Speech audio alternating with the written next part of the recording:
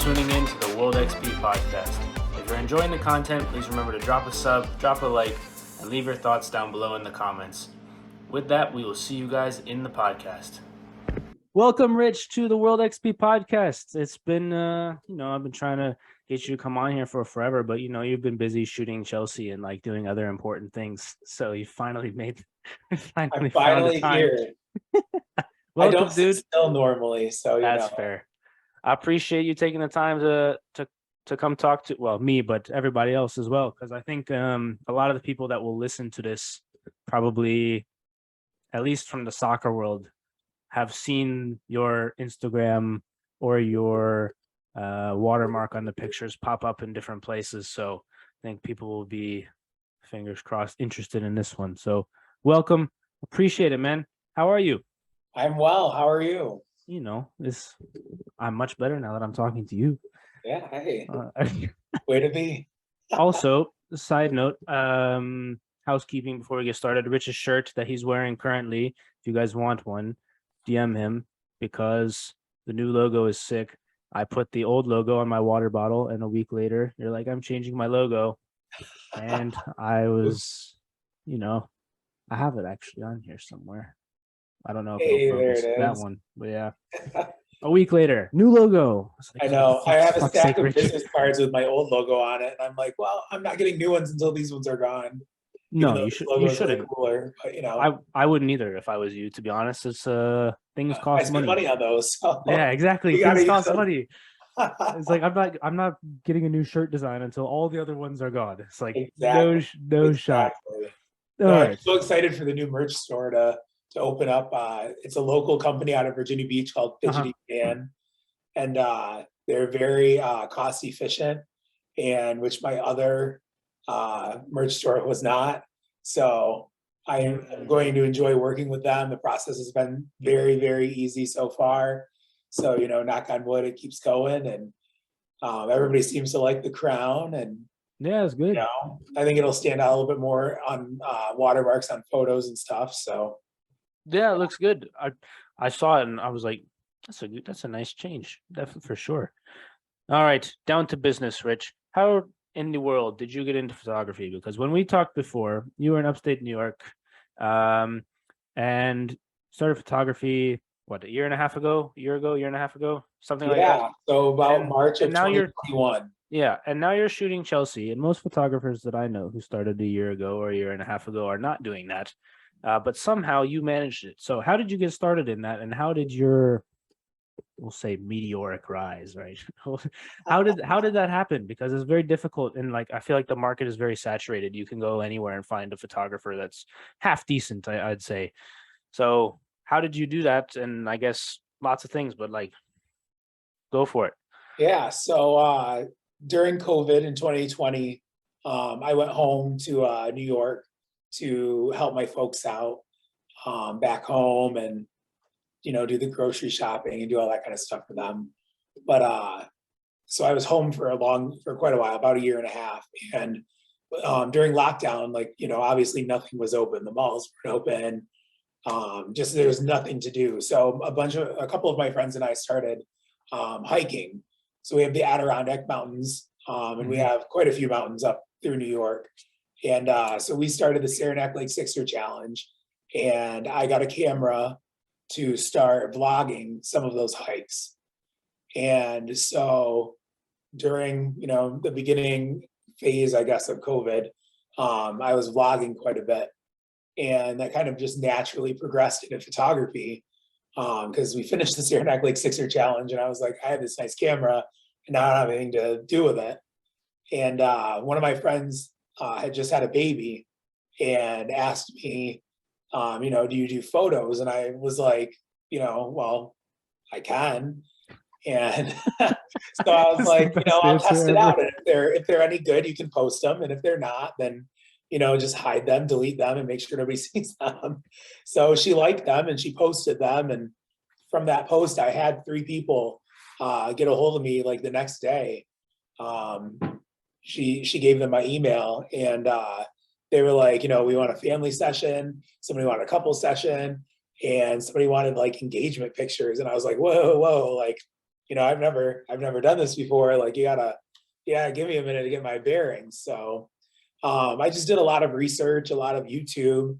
It is extremely helpful. There are a lot of like very, very good professional photographers who share just little nuggets of information. And, I just acted like a sponge and just absorbed as much as possible. And I actually went back through some of the photos that I did for those first couple of shoots, and I cringe now because I'm like, oh my gosh, like those are so bad. I actually redid one of the newborn ones and sent it back to my friend, and I was like, hey, this looks much better.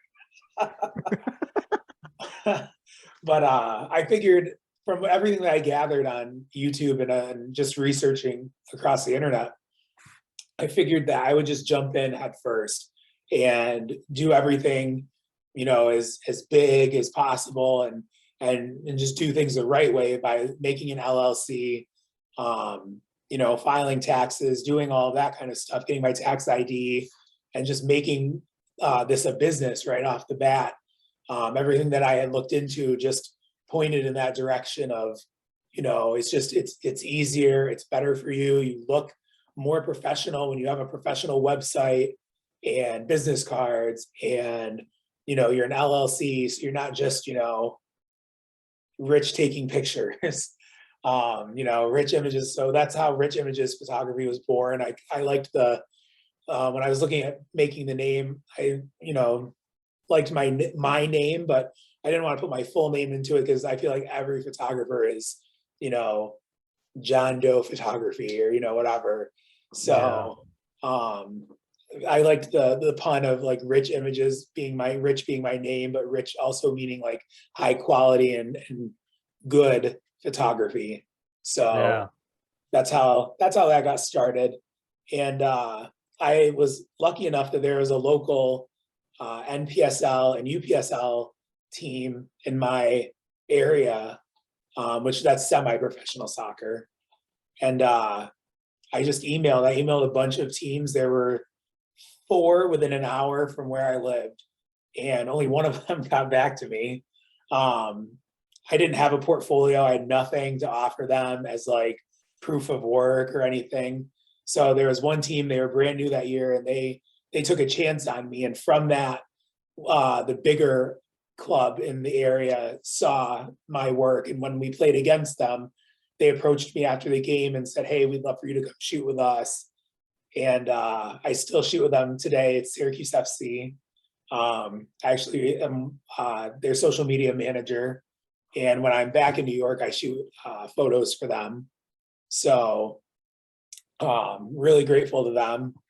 But from there, I ended up last summer, I had only been shooting for maybe 5 months at the time, 4 or 5 months. And I ended up using those NPSL and UPSL photos as proof of work to get into a New York Red Bulls game for MLS. And normally they don't let you in to shoot. You're just shooting for portfolio work. But I think with COVID, they were a little strapped on, the media personnel. Not, some media weren't working just because of the pandemic and whatnot. And we had to wear masks and all of that. But I drove down to New York City. It was about a 5-hour drive. And I got to shoot the New York Red Bulls against, I think it was Atlanta United. And it was awesome. And I ended up shooting several other MLS games last fall. I went down to Atlanta United and shot there. I shot the Philadelphia Union against New York City FC in the Eastern Conference Final. That was awesome. NYCFC took advantage of Philly Union. They were missing some guys due to COVID. And NYCFC won. So that was pretty cool. I got to get the picture of them hoisting the trophy with the that's a great shot. And all that's a great shot. And I did the NCAA D3 soccer Final Four for men and women's soccer. So that was kind of a cool event where it was me, the photographer from NCAA who was shooting, and then there were like a couple of media outlets, but like they were like bigger name news outlets that were there shooting. So I was in pretty good company. Yeah. At the New York Red Bulls game, I actually was seated next to somebody and we were chatting through the first half. And at halftime, I asked him what his Instagram was so I could follow him or whatever. And, you know, that's kind of like what us photographers do at these things, is just network. And he gave me his Instagram or whatever. And I'm typing it in. He's like, yeah, I had the night off of work tonight, so I thought I'd come over and shoot some Red Bulls. And I pull up his Instagram, and he's the New York Jets photographer. Whew. So I was like, geez, like here I am with like, I was like renting lenses from a website because I needed like the longer lenses. I don't want to spend like $4 and $5 grand for a lens right off the bat. And here he is. It's probably his own, you know, his own setup. And he's Definitely like a long, huge lens. And he's the New York Jets photographer with the night off. And I'm, you know, some redneck from upstate New York. So, but yeah, that, and it just kind of like, it accelerated much quicker than I thought. I started out, I was shooting like everything. I was shooting newborns, family photos, senior photos, you know, some sports, this, like just everything. And then when I, you know, kind of niched down a little bit to just sports, and like I do portraits on the side, but when I kind of declared like I'm going to do sports as my main thing, it just started accelerating. Like it was just like gas on the flames, and like, you know, it just took right off. And it was crazy. I had the opportunity to shoot MLS Cup, the final, and I turned it down because I was waiting to hear back about a credential for the U.S. men's national team game the following week, and I knew I couldn't do both. So I turned down MLS Cup, and the next day they told me I didn't get the credential for the U.S. men's game. So I was like, oh my gosh, like I could have got the MLS Cup. That's all right. We won't It make happens. that mistake again. No. We'll not be greedy, I will say. No, I don't even know if that's being greedy or not. Like, you had got your, that would have been a portfolio, like an expansion on what you'd done, because you just did the conference finals. So it's like, Yeah, not that it's like the same, but also it's like the same. The national it team is. would Yeah, have and been it a was New York. different. It was New York City FC, and I had just shot them. And then Yeah. they were the same team that I had shot when I went to Atlanta United. Was against NYCFC. So it would have been 3 times with the same team. So that was kind of my thought process. And I haven't shot the US men yet. So I was like, oh, I'd really like to shoot that game. It was just a simple, friendly. So I thought that I had a pretty good shot of getting into it. Yeah. But you know, it is what it is. But I got to shoot the US women's national team game in February of this year. So Yeah. you know. So how much have you been like putting yourself like to get into these events? Like how much, or like the NCAA one, for instance, or like even like ECNL, or like for us, us being the Fire, like how much is you reaching out versus people reaching out to you? Because like for us, our owner was like, oh yeah, there's some photographer coming, and like he made it like sound like, not that you weren't like a professional, but he was like, oh yeah, some guy just emailed me, and I was like, all right. But then like I looked at your stuff and I was like, why are you here? Like you shot the MLS Eastern Conference Finals, but you're like with a M3 team. So like how, like, is it just part of the nature of you to like shoot anything and everything to help, like you said, like put fuel on the fire? Or like what is it about? Because a lot of, well, I don't know, right? Because I'm not a photographer, but I feel like if I had gotten to a certain point, like NCAA is like a thing, MLS is a thing, M3 is not really a thing, you know? Yeah. So I mean, like last fall, like I was just like, I like to explain it this way to people. Like I could just sit here and wait for opportunities to fall into my lap, and hope which they would though. Well, yes and no. Yes and no. But if I hadn't have done all of that legwork last fall and last winter, they wouldn't be coming now. Because nobody would know me. I wouldn't have a portfolio. I wouldn't have like such a deep portfolio as what I have now. Like last fall, like a lot of the MLS stuff was me just reaching out to different like media companies and saying, hey, do you want this game shot? Do you want that game shot? I'd be willing to travel here, travel there. This is my schedule, whatever. And like with the MASL3 thing with your Fredericksburg Fire team, I think that I'd seen something about you guys on Instagram. Oh, we're having a thunderstorm here at the beach. Lovely. Just in time for the podcast. Yeah, just in time. Some ambient noise. God didn't want us to talk. Yeah. But so like with your team, I saw something on Instagram and I was like, it's the middle of the winter. There aren't many sports going on. And I could either sit home and do nothing, or I could get a hold of this team. And if they need some photography, I have something to shoot and I have something to post, and it's something different. I'm not logging on to Instagram and seeing, MASL, any league photos just running rampant. No offense to MASL. No, I mean, But, there weren't. I'm There not seeing weren't. any of that run rampant through my newsfeed. Mm-mm. So I was like, this is something that like not a lot of sports photographers have access to, because the teams are so sporadically placed throughout the country. So I was like, this is something that can set me apart right now, because all the other photographers in my area are just kind of sitting at home twiddling their thumbs in the middle of February. Yeah. They might be shooting some basketball or whatever, but a lot of the ones that I followed are just posting like pictures of trees, and it's like, can't wait till summer and sports start back up. And Pictures it's of probably trees. really rude to say, but like I did the same thing. So like, I was going to Yeah. the zoo in January, hoping that, I'd see a tiger or something come out.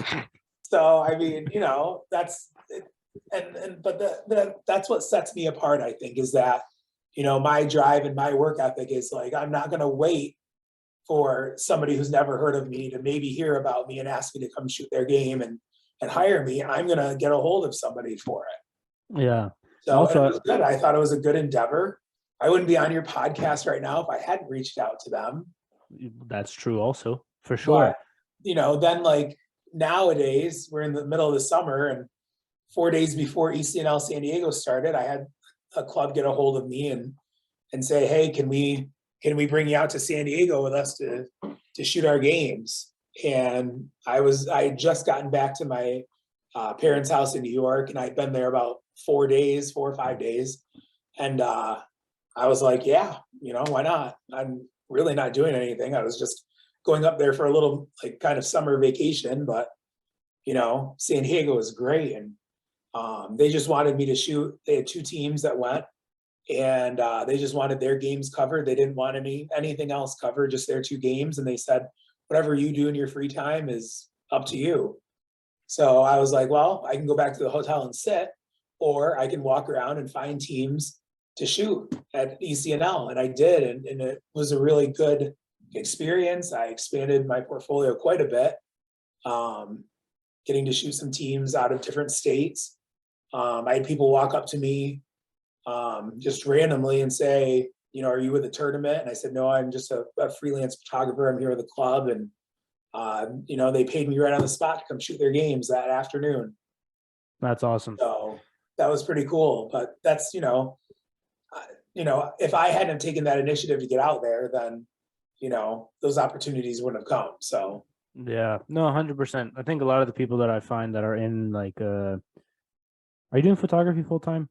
Yes. Yep. So a lot of the people that are in like, whether it's like part-time but could become full-time soon, or like full-time that aren't in like the 9 to 5 world. Like I had Aisha on the podcast. She quit her job I think a year ago or something like that to do personal training full-time. Like all the people that are doing that sort of thing, the drive and the work ethic that they all have to like, it's nuts. Like for you, the travel schedule as well, like because you're based out of somewhere that's, I don't know, can I say city generally? Yeah, like out of Virginia Beach, to drive up to Fredericksburg and then to drive up to a high school up in Loudoun County where I went, Briarwoods, and then out to San Diego, and then like up to, I don't know where, like you've been like anywhere and everywhere up to New York, right? For Syracuse. Like that's nuts. Like I don't mind traveling generally, but I think I might mind that much. Let's put it this way. I've been to 13 different states in 2022. Yeah, no, you're killing So it. Like you've been everywhere. Like every time I see a new shoot pop up or a new like something pop up on your thing, it's in a different place. And I'm like, Jesus, rich dude, like do you like traveling, bro? It's like it takes a lot out of you for sure. it does. Um, I ended up getting TSA pre-check, which I highly recommend to anyone who travels like frequently, yeah, because you get to it's just like cutting the line for a roller coaster. You just yeah. go to the left and you go past all the people who've been standing in line for an hour, and they grit their teeth at you and they give stare daggers at you, and you just kind of smile with your suitcase and walk on by because you're like, I get to cut the line. Oh, That was the best thing I ever did this year was finally get TSA pre-check. And after I think I'm like I've definitely gotten the urge to fly out of my system after being grounded for like 2 years because of COVID, yeah, everything. It was exciting at first at the beginning of this year to be able to fly and travel again and do all that. But I think now like that little bit of like Christmas morning excitement is gone from it. yeah, I kind of dread leaving, but like once I'm gone and there, it's okay. yeah. But the travel is definitely, How when I flew back from ECNL San Diego, I mean, I got off the plane, got in my car, and drove from DC all the way back to New York. That like right off of a 5.5 hour flight, I drove, 6 hours home, well, yeah, home to there, yeah. and got up the next 8 o'clock the next day. I was shooting something, so it's definitely grueling, but I also enjoy the flexibility that being my own boss creates. It was scary at first to be like, this is the only thing I'm going to do. I mean, I do other things as well, like I coach and I supplement my income that way as well. But um, I give people who work like a regular 9 to 5 and quit that to do something else and work for themselves, like a personal trainer or photographer or any kind of anything like that. I give them major props because that's way scarier than me just coming out of like the COVID era or whatever of like unemployment and then going into photography. It wasn't that Oh, okay. that scary, but I could imagine quitting a 9 to 5 where you have stable income. Like, for us, for creatives and people who do personal training and things like that, like it's scary to not have like a set income. Like I don't have a set yearly salary. My Yeah. income is what my ambition and determination allows. Yeah, but Also that's with some luck with being able to book clients and whatnot. yeah. So It's interesting though, because like you see the number go up based on the work that you put in. And like that for me is a cool thing. Like even on the podcast, right? Like I'm not making hardly anything, but like I'm like, all right, here goes another episode, and the number goes up. And it's like, yes, I'm like working. Like today, like I had a like stupid long week, and I was almost like, Rich, I just maybe we move it. But I need one. I need one for Monday, and so I was like, I nope, might we're have gonna done that work. too last week. Well, we don't have to talk about that. Good, good. But it's like no, but it's like the thing where it's like, you know what, it's fine. I get to talk to my friend, and then we like it's fine. Like this is not as bad as like if I had to do something like this for some boss somewhere, like I'd be geez. But like the flexibility, like you're saying, and then but also you have to have the discipline to make sure you get it done. Like I think somebody said, like as generally as people, it's like you're a horrible employee and a worse boss, like of yourself. it's, it's Exactly. like you tell yourself to do things and then you don't do it. Yeah, Exactly.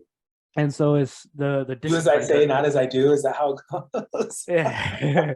It's like, but it's the discipline to get it done because you don't have anybody else telling you is you. It's only you, and you have to do it. And like it would have been so easy for you to get off the plane in DC and just like crash somewhere and Absolutely. not want to like drive up there. It was like you make yourself do it, and that's another thing though where it's like I don't know. I feel like for stuff like that, especially if you really enjoy it, then it's not like it sucks, but it doesn't really suck. So There's moments that suck. When yeah, I'm sitting at the airport waiting for my flight because it's delayed for an hour, it sucks. That blows. And like people don't think of those parts of like our jobs and No, nobody as a does. creative, people just see the end result. They don't see everything else that went into it. So when I go to San Diego, they think that I just like clicked my heels 3 times and popped up in San Diego somewhere for the week. Yeah. And I take my camera out and I shoot, and then magically they appear on a website somewhere.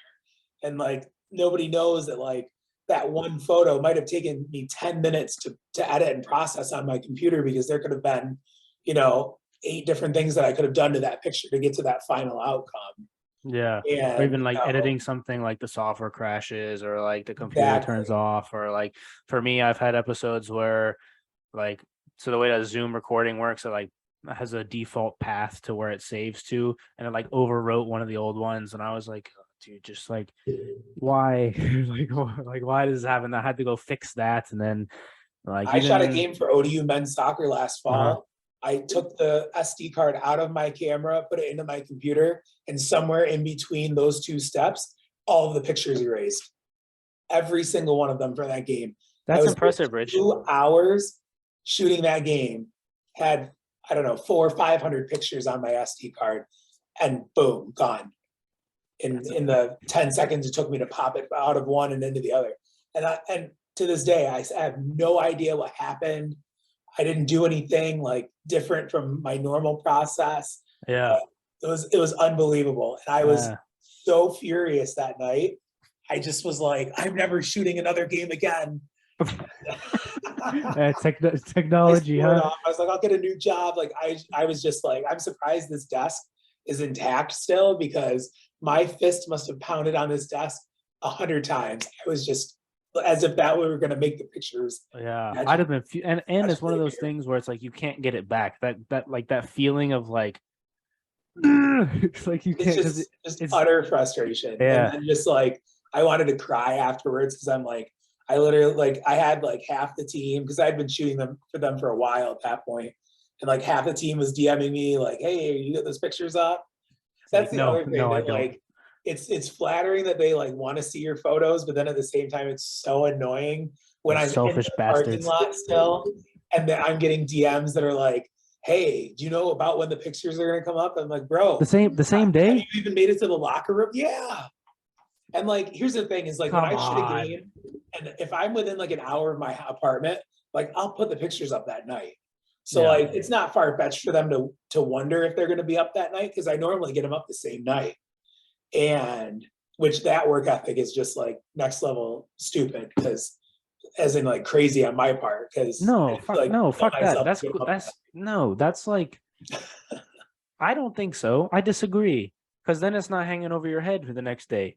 That is true. That's what I would do. I mean, my idea behind it is that a lot of these guys, especially during high school season, are playing 2 to 3 times a week. Yeah. So like when they play on a Monday and their next game is Wednesday, when Wednesday comes around, they don't care about the pictures from Monday. They want Wednesday's pictures at that point.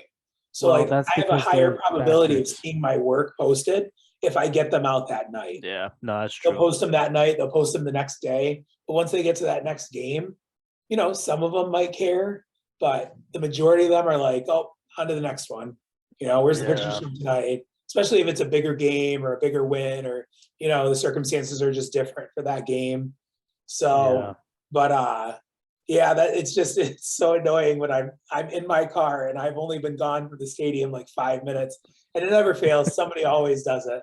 Yeah, I have Hey, to. hey, Rich, you I got those have to. pictures up yet? And like, I No. don't just snap them; they just magically appear on the internet after I take them. Like, I have to Oh, at for least get my sure. butt in a chair at home and post them. Like, come on. Yeah. I would try to, I think I tried to wait at least a day or two before I would message you about fire games.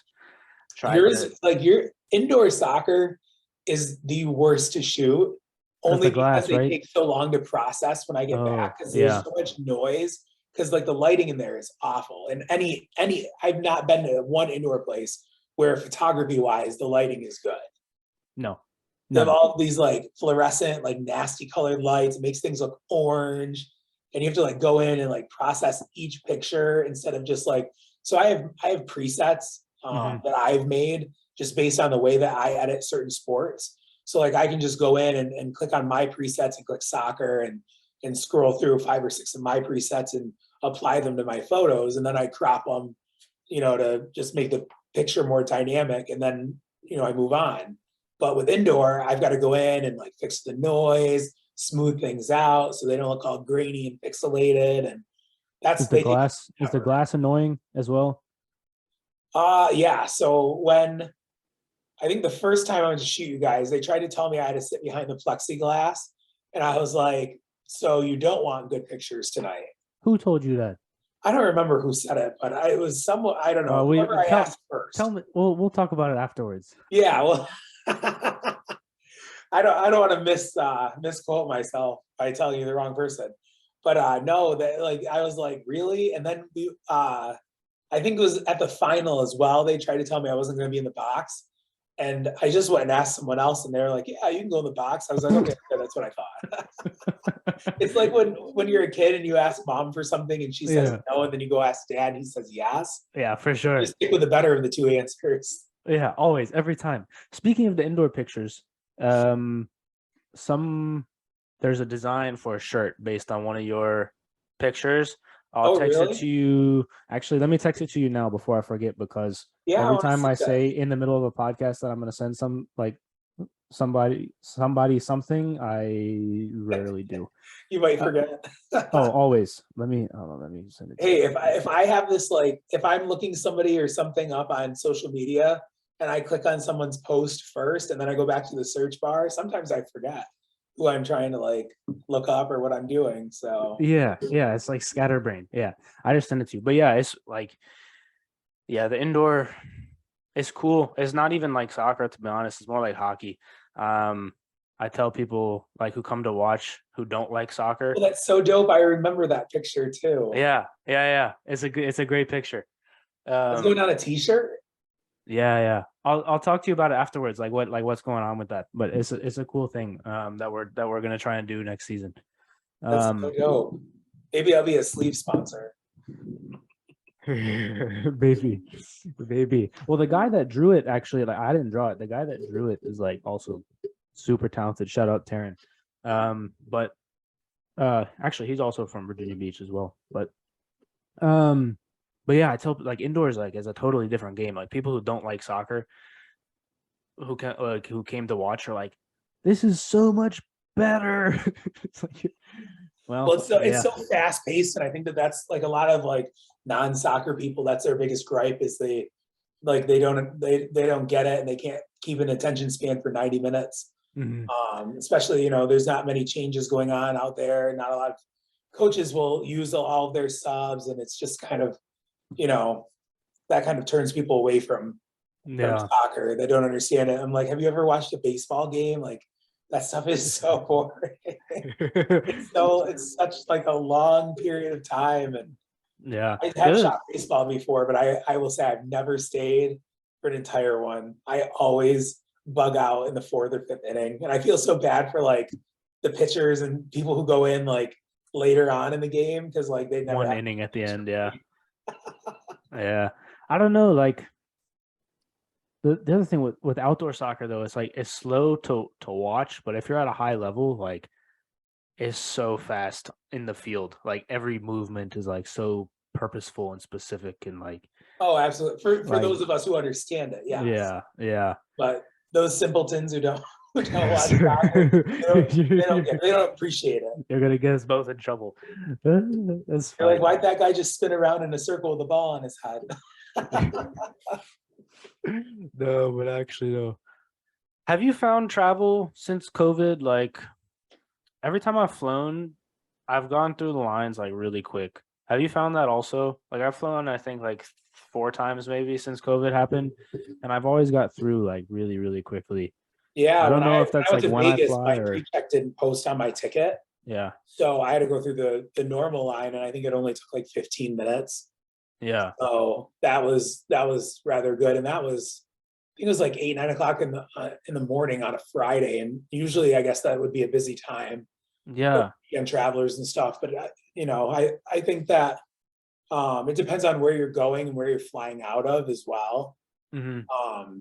I try to go for nonstop flights just because I hate like deplaning and then getting back on, and layovers are the worst. I'm a spoiled traveler, I guess. But traveling post-COVID is definitely different. I would say that I like it more, the honestly. number I do, I enjoy it. I hadn't flown in a while before COVID, but I think going to like Canada is annoying now because they track you. So I went to Canada a few weeks ago. I was doing senior pictures, and they have you like download this app on your phone called Arrive Canada, and you have to like put the address of where you're going and how long you're going to be there, what's the name and the contact information for the people you're going to be with, and all this stuff. And like, I was like, geez, that's like so invasive. And I think I'm not going there anytime soon. well, I'm like, what if I change my mind? And Well, then you're going to jail. what if my friends don't want to be like listed on some app where they're probably going to like third party sell your information and stuff? I don't know that for a fact. Let me just give that disclaimer, but I'm just saying that I mean, it's an educated guess with a very high probability of being right. And exactly. if you don't do that, then you're going to jail with the Royal Canadian Mounted Police. So Yeah. they So I they mean, ride horses and eat maple syrup. So what could go wrong? and bear claw. I had a bear claw for the first time while I was there, so that was Ooh, how was that? it was very good. Not good for my diabetes, but like good anyway. But if you couldn't tell, I have self-deprecating humor. So like I'm an equal opportunist. I'll pick on you, I'll pick on anyone, I'll pick on myself as well in the same breath Please, too. please do. Everyone gets these jokes, man. Everyone gets these jokes. But no, travel's I would say like it's still 50-50 with people who wear masks and stuff. Mhm. I wear a mask at the airport and the plane, just because I'm in close proximity with a lot of people that I just don't know. Yeah. And I don't, I wouldn't call it like a fearful thing, but I guess I feel more comfortable just putting the mask on and, whatever, Yeah. I guess I'm just more like germ conscious since COVID. And, I still keep hand sanitizer in my car and all that kind of stuff. And, but yeah, it's like 50-50 split right now with people who wear masks, people who don't. Um, Yeah. but I would say overall the travel is much easier and whatnot since Yeah, COVID. And, I'd say so. and As like I said, it depends on where you're going and when you're going. My flight to Vegas was absolutely packed. I think they said it was completely sold out. There wasn't a single seat on the entire plane. It was a huge plane too. Um, I mean, it was packed. It took forever to get to board because people are people. And they stand in the aisles fidgeting with their luggage, and there's like a line of 50 people waiting to get by them. And the so self-awareness is just it's crazy. People are so self-absorbed. But yeah. yeah, no, for photography, it's been fun to travel again and have a legitimate reason to travel, not just for fun and whatever. But I think what I have started doing with traveling versus last fall, where I would just go to a gig and then, as soon as the sun came up, I was leaving and going home, is like spending an extra day and finding those moments of time where I can just spend those moments to myself. And I carry a 35 millimeter film camera with me when I go, and I just do like street photography shots with that, and just anything that I see. So when I was in San Diego, I spent some time in La Jolla, which is a Mhm. little beach village, and they just have like just this really cool architecture in their buildings, and it's just this little coastal beach town. And I was taking pictures of the buildings with a 35 millimeter. I did the same thing when I was in Boston earlier this year.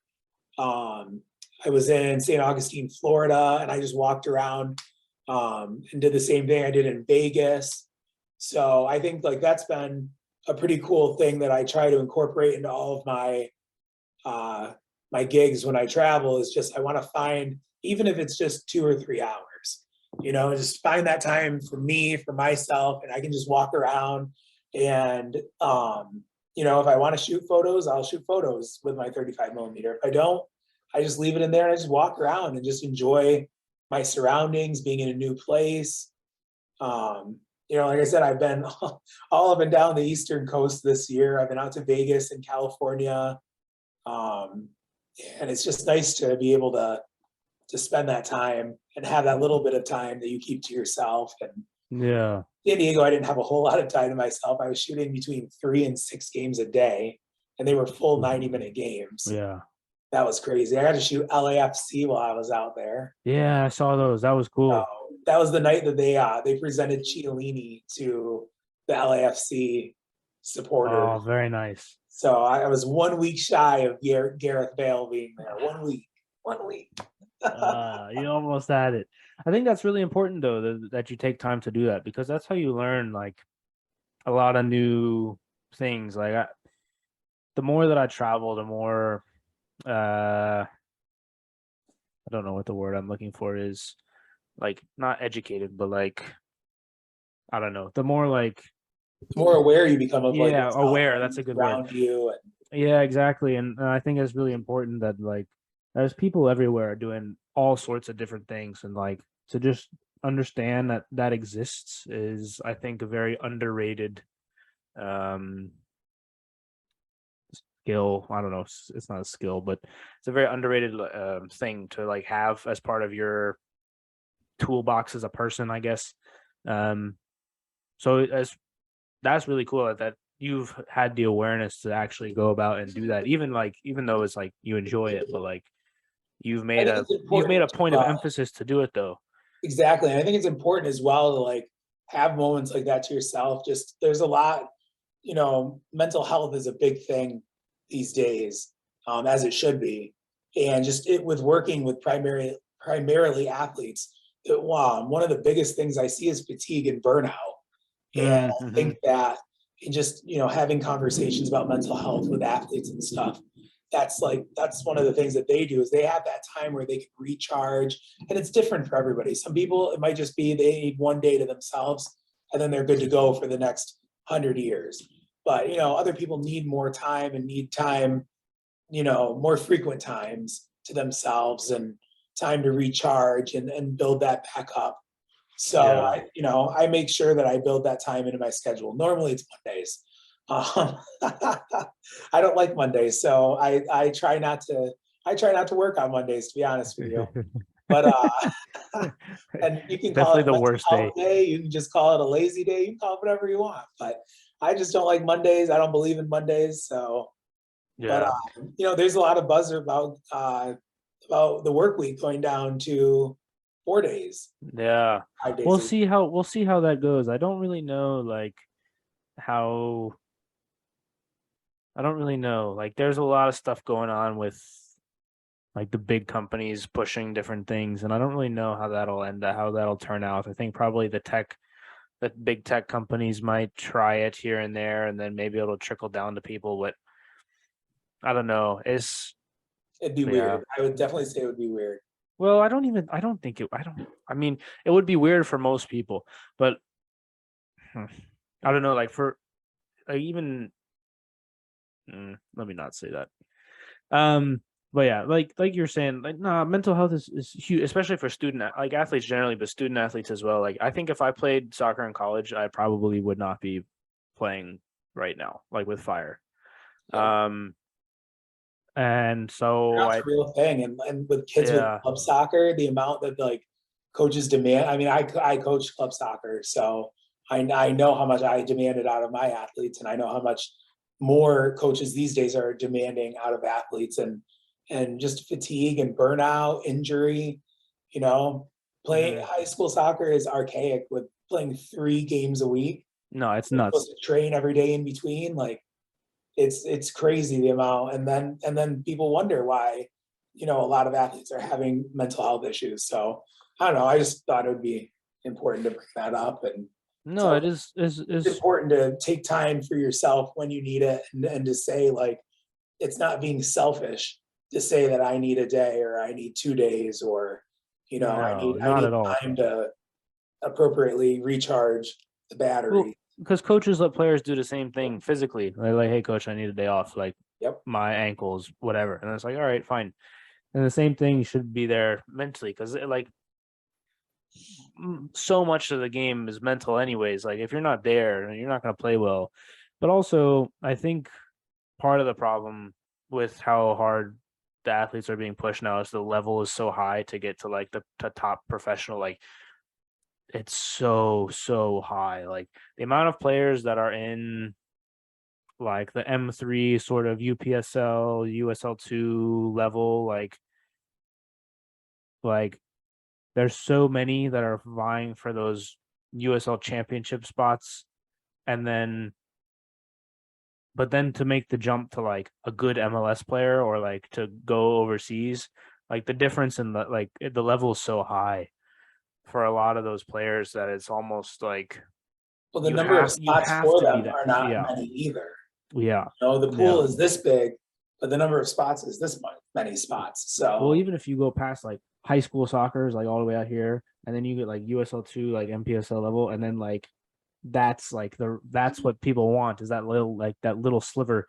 And then the difference is like not that big between like the lower ends of MLS, like some guy that like bounces around teams or like a USL championship type player versus a USL, like it's not that big. But to make the jump, like the thing is that people don't understand, or that I think people don't understand, is like, oh, why aren't you playing somewhere else? Like, well, because you have to be better than the person that's in that spot. You can't be the same because they already have that person there. Like you have to be a noticeable upgrade. you And have to to bring be something else to the table. Yeah, and to be that noticeable upgrade, you almost have to be ready to play at the level above where you're going at, because like there's so many players that are at that level already within the pool, I should say. Like the amount of players that have played soccer in their lives, the amount of players that get to like the USL2 like type level is very small. But like, yeah, I don't know. And so people like, oh, it's my dream. It's like, yes, but also like be a realistic. I don't know. It's a very difficult balance It is, and as every support day. people, like people who are supporting. Like you want to push people to like chase their dreams. Like for you, like you're a photographer and you've done it, but like there's gonna be somebody who's like just not cut out to like be their own, not just there's something is missing, and you gotta like help them, but also be like, hey, maybe don't do that. It's like it's Exactly. very difficult. And that's how I honestly, when I coached high school and I coached club, that's kind of the approach that I took to that, was that, you know, a lot of, I don't have kids, so far be it for me to give parenting advice, but a lot of parents will fill their kids' heads with, you know, you're the best, you're the greatest, and that's fine to an extent. You have to be Yeah, realistic with people, and especially with your kids, because these kids are growing up thinking like, you know, they can do the impossible and achieve anything, which is totally fine, but then they don't do the work to get to there. They just think hmm, that they deserve things. And you know, any one of my athletes will tell you that I hate that word, deserved. You earn everything. You know, you deserve to have a roof over your head. You deserve to have food and water and a good home and loving parents and whatever. And that's yeah, it. You have to earn the rest of it.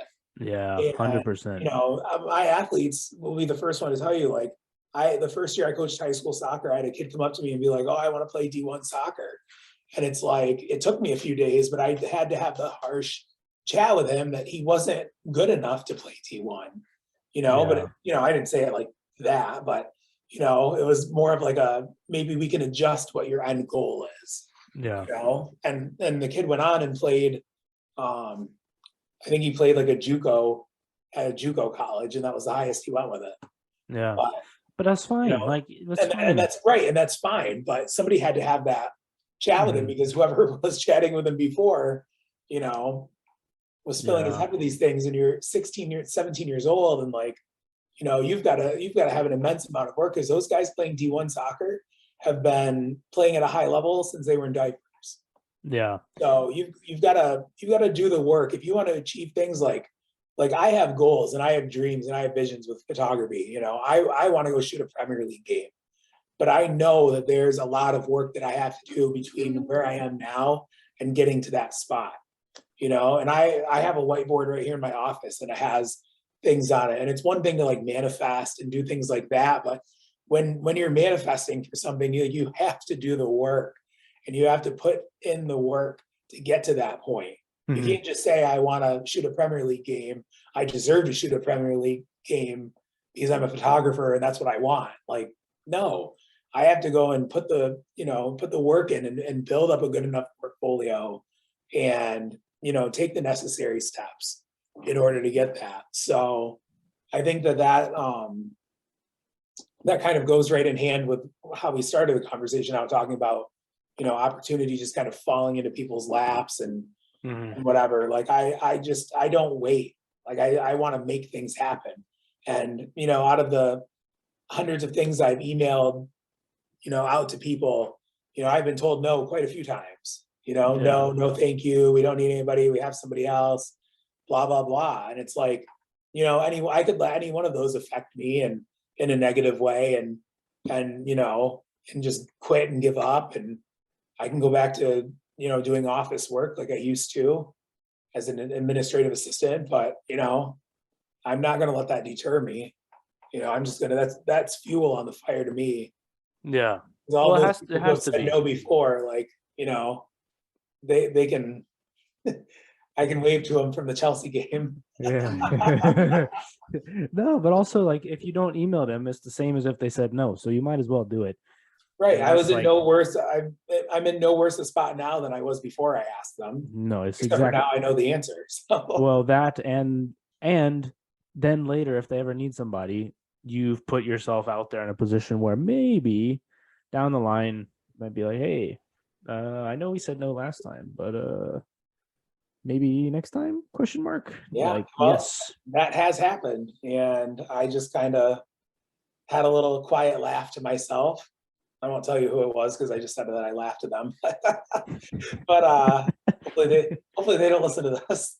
And realize it's Probably not.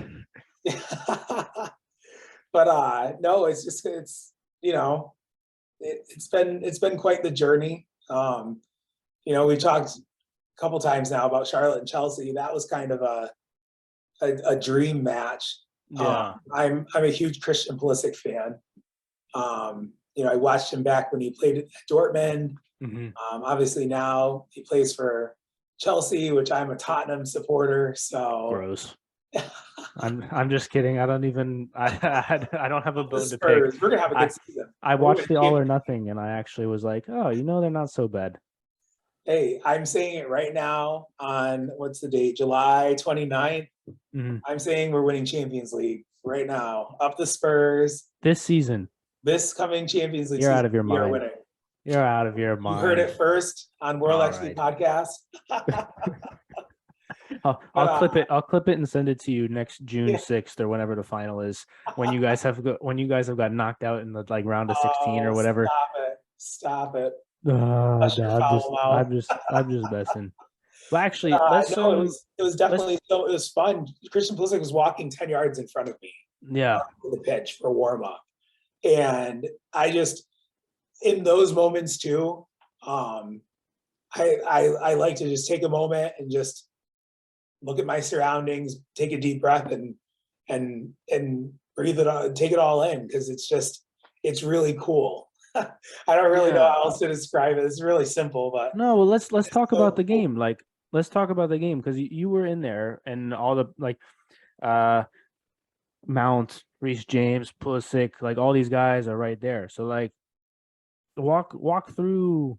Like you get to the stadium and then, well, actually, this is a good time to talk about this, anyways. But how does the actual process work? Like you get to the stadium and then what happens for like a MLS style or like a big, not like one of ours, but like an actual thing? Yeah. So if they're a good club like Charlotte, they good as in like they're well organized and they take care of their people. Yeah. They give you a parking pass. I've actually gone to some MLS stadiums where I paid $80 to park my car. I mean, we can narrow it down. You've only been to a handful of stadiums, so yeah. Shout out DC United. Oh, it was them. Calling them out. No, that's not really surprising though, if we're being honest. DC parking is just wild anyway. That's a whole other podcast episode. It is. But so you get to the stadium, you park, and you have to go up to a certain gate. They'll designate. They send you a big long email the night before, and it's usually pages long, outlining what they want you to do when you get there, where you're supposed to go. So I like to get there just probably 30 minutes before I need to be there. And they usually let you in 90 to 120 minutes early. But I like to get there 30 minutes early just to give myself time to find where I'm supposed to park. Parking is not always labeled the best. So, but then you go to the gate, you show your ID, you tell them who you are, who you're shooting for, and then you get a credential. I don't even, mine are sitting all the way over there. But just a, badge. Some of them have your picture on it, some it's just your name. And like all their security gets briefed on like what color is allowed on what floor and in what parts of the venue and whatever. So like if you're not where you're supposed to be, which has happened to me more times than I care to admit, because I just don't know where I'm going. And like all these people who shoot for these things, most of them like shoot every home game, so they know right where to go. They know the inner workings of the stadium. I end up like, somewhere down some hallway where I'm not supposed to be. And I was in Boston, and I'd never shot at the at Gillette Stadium where the Patriots play. And I ended up right in front of the Patriots locker room door. And like we were supposed to be down that hallway, and some security guy came running up to me as if I was like trying to break into the locker room. And he was like, "You're not supposed to be down here." I was like, "I'm so sorry, I'm so lost." So but they have you go up to the press box. Most of them feed you a free meal, some sort of like box dinner or something, and there's water and stuff up in the press box. And walking into the press box, I would say still is really cool, because like you get to see the list of like who all is there, and they each have like a certain spot at the table, or tables around the press box. So there's always like ESPN and Fox News and like all these just big name, Getty Images, those kinds of people. So it's cool just kind of like looking down through the list and being like, oh, this is what this person's here for and whatever. And then normally they have like a separate photo workspace, which is usually like down in the dungeons of the stadium. Some corner hole in the wall little room for us photographers. But they've got internet access in there, and outlets and plugs for everything, so you can charge your stuff up. And you get to talk to people, eat your dinner before the game. You hop out onto the field. LAFC had like assigned seating for everybody around the stadium, so you basically had to like find your name on the wall to see like what number, and then go find the panel on the LED light boards that go around the field. On the reverse side, it had like a little piece of tape with like a number on it, and then the stool in front of it. So you had to go like find your spot around there. So like the spots that were like right around the goal, that's like for your bigger photographers, your Getty Images and ESPN and all that stuff. And then like up the touch line, some far out spot was me. But so you just go out, and like, I'm very extroverted, in case you can tell. No way, dude. I didn't used to be. I used to be very introverted. But I'll sit down and I'll start talking to somebody. If they make the mistake of making eye contact with me, I'll start talking to them. So that's their first mistake. But it's surreal, and like I said, I like just sitting there for a minute and just taking it all in, and like just watching the game for a couple of minutes. I'll set my camera down on my lap and I'll just watch. I'm still a fan of soccer, and it's fun. You can take videos on your phone for like the first 15 minutes of each half. I don't really know why that's a designated time period, but I guess it's to prevent you from like recording the whole game or whatever. But I just take little like short videos that I can make reels with, because Instagram's impossible these days, and you have to post reels if you want to get your stuff seen. Yeah. So yeah, notice that. Yeah. Again, that's another topic for another day. But so I take little short videos that I can like attach with my photos and stuff and make funny little reels or whatever. And then you shoot the game. Everybody's there, depending on who you're shooting for. Some media outlets don't care, they just want photos of the game. Some will task you with like, they want certain players, they want this, that, or whatever from the team, or they might have an assignment for you, so that's all you're shooting. I met a guy, and he just shoots the supporters section for the whole team.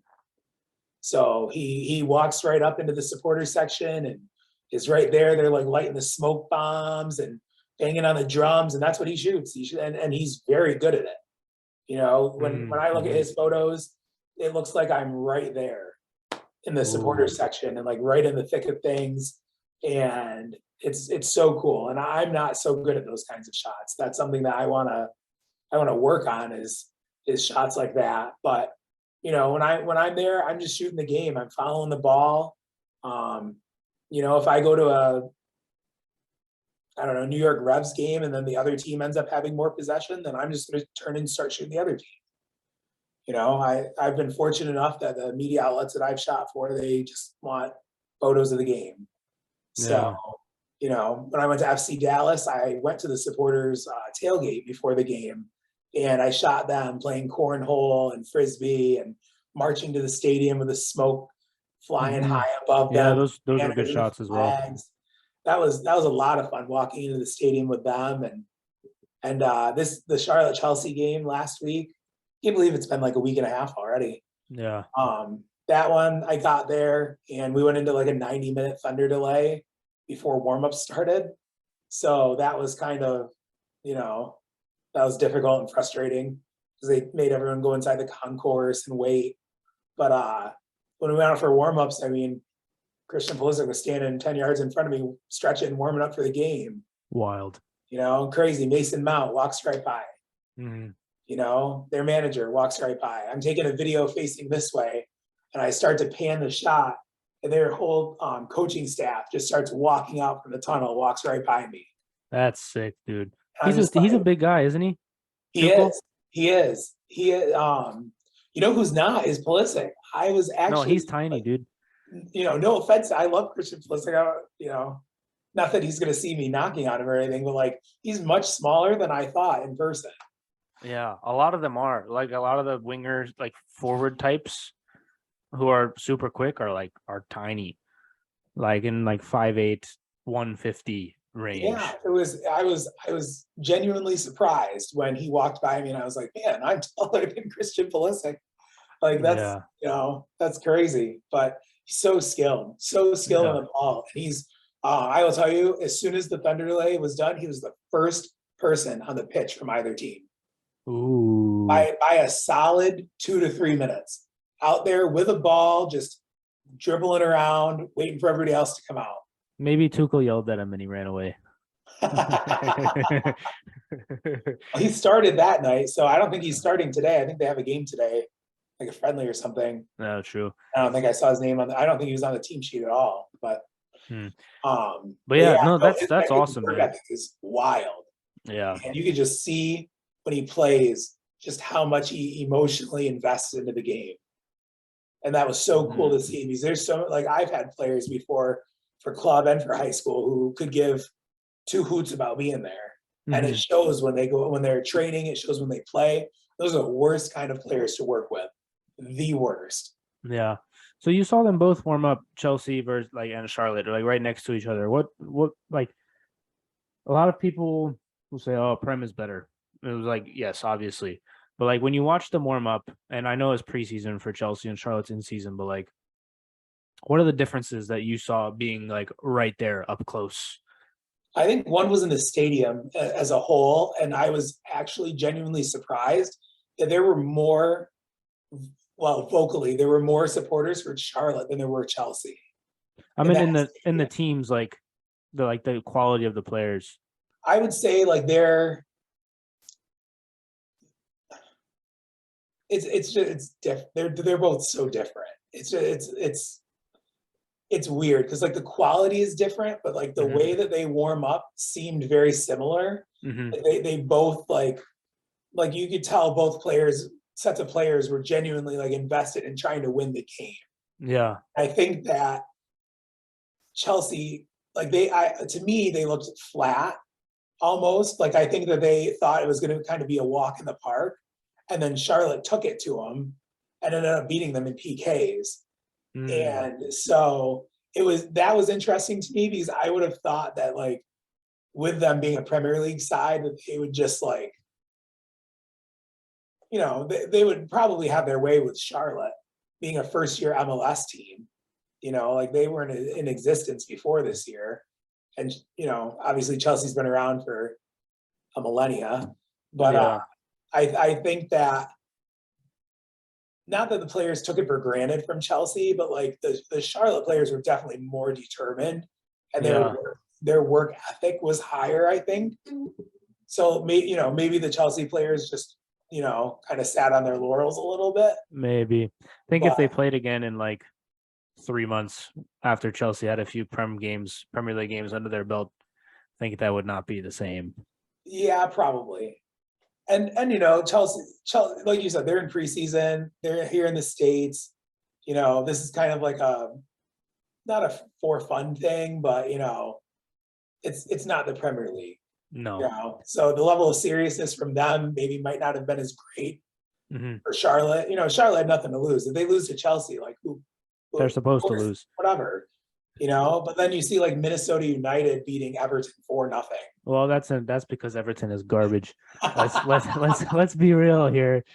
Let's be real. Because Hey, Bayern. we can still let Bayern Munich beat DC United because that's always going to happen in that matchup.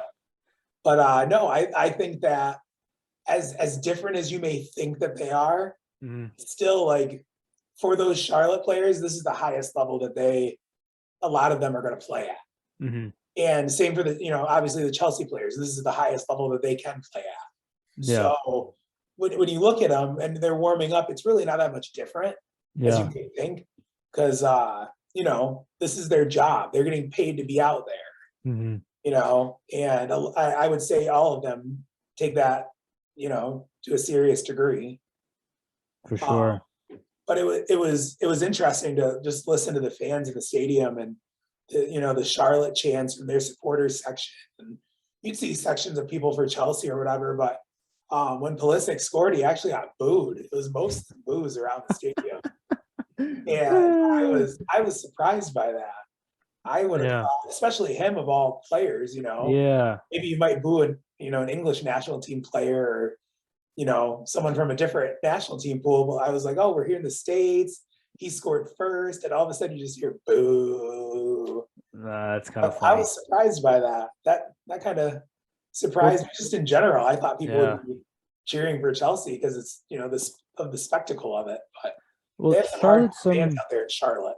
Charlotte supporter section is like one of the best in the league, isn't it? I think it is. It's the second time that I've seen them. They came up to Richmond to play the Richmond Kickers in the U.S. Open Cup, and they brought a huge supporter section up from Charlotte for that game.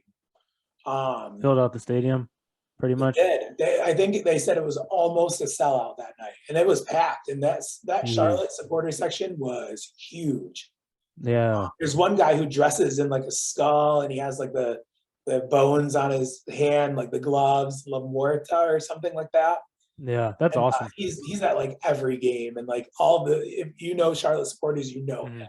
He wears this giant black and silver sombrero and skull and everything, and he was at the Richmond Kickers game, and and then I saw him again at that game. But they have some hardcore supporters out there, and their stadium is beautiful. I took a video up from the press box when there wasn't a single soul in that stadium, and it was gorgeous. Yeah.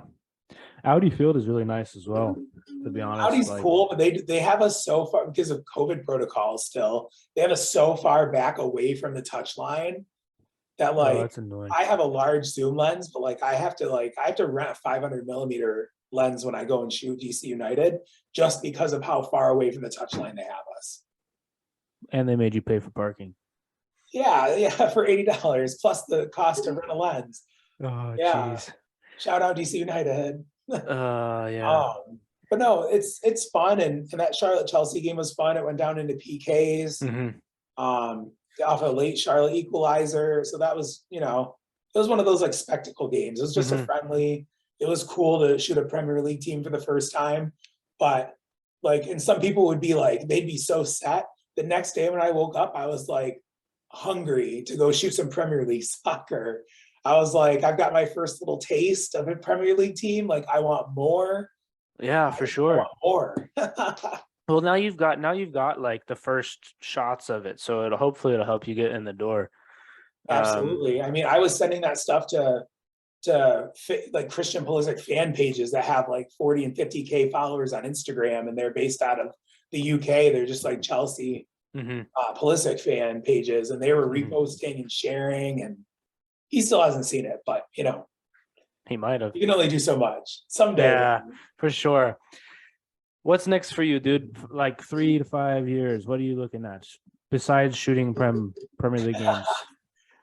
In the immediate, I'm shooting for ODU men's soccer this fall, so that'll be a cool experience. And it's a paid gig, so that's also good. Yeah, paycheck.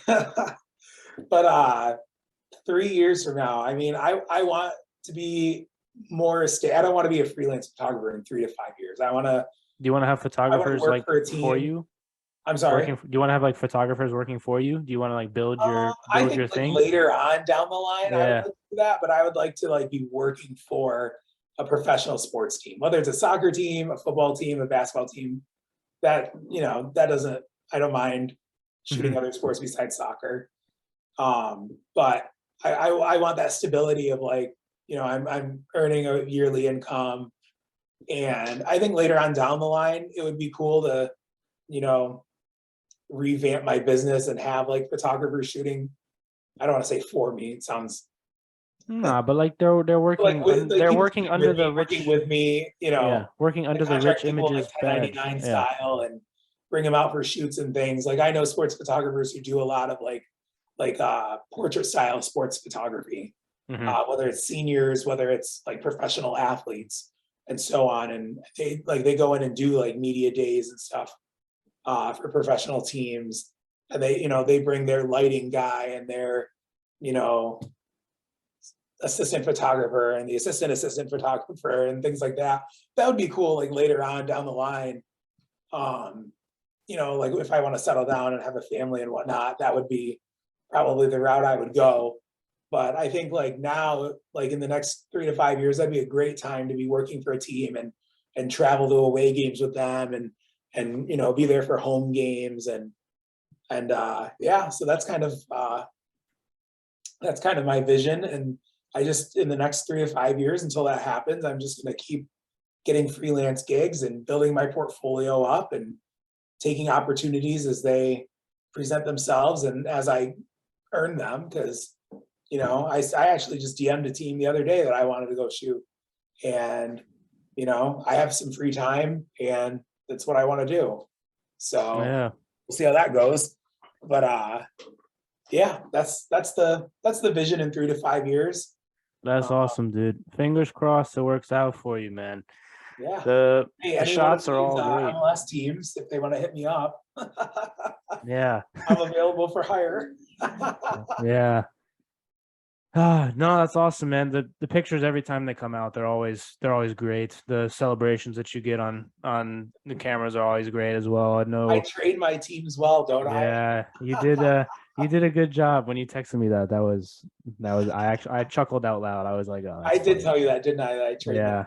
Yeah, that's and I do, because that's how you get them. And I mean, you know, again, I could be shooting those teams and I could just wait for them to happen to see me on the sideline, or before the game starts, I could whisper to them as they go out on the field, hey, I'm going to be in this corner this half and that corner next half. Come find me. Yeah. No, it worked. It worked. You got some great shots. Dude, there was a JV team that I shot for, and they I told them this over the course of a couple games, and they finally got it. But then they would celebrate the first couple of goals, and then they'd start trying to celebrate the 6th, 7th, 8th, and 9th goals they were scoring. And I'm like, no. I'd have to go hide in the opposite corner on their defensive side. Oh my God. This kid, there's one kid, he told me all season, I know how to do a backflip. And he never remembered to do it for a goal. So when does he do it? When he scores the 8th goal of the game, he comes over and does a backflip in front of me. And then I like look to my side and I see the away team's bench is all glaring at me and staring daggers at me as if it was my fault. Wow. And I was like, no, you don't celebrate the 8th goal. You just run backwards and clap your hands. Yeah.